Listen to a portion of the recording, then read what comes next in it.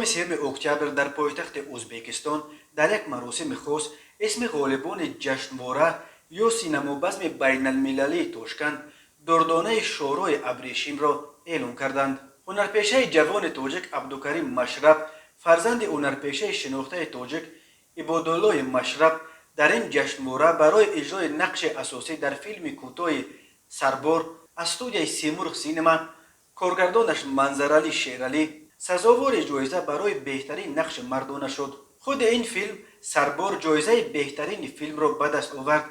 این جایزه را به کارگردان جوان تاجک منظرعلی شیرعلی هنرپیشه شورتیار فرانسوی ژرار دپاردیه سپرد. نیکروز جلیلیان در فیسبوک نوشت که این سیومین جایزه بهترین فیلم و در عموم علاقه پنجمین جایزه است که فیلم کوتاه سربار به دست آورده است.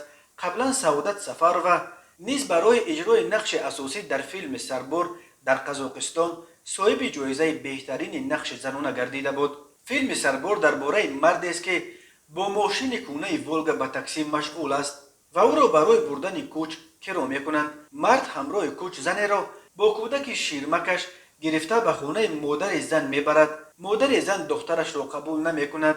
مرد تاکسیران مجبور می شود زن و کودک را باز به خانه شوهرش بیارد. در آغاز جشنواره تاشکند که بعد 24 سال دوباره احیا شد، هنرپیشه خلقی تاجیکستان سیرم ایسویو برای سهم بزرگش در رشد سینما سزاوار جایزه مخصوص این سینما بزم گردید. جشنواره سینمای تاشکند از 28 سپتامبر تا 3 اکتبر دوام کرد و در آن فیلم‌ها از ازبکستان، آذربایجان، مصر، بلاروس، روسیه، ترکیه، ایران، اسرائیل، هند، پولشا، قزاقستان، قرغیزستان و تاجیکستان نمایش داده شدند.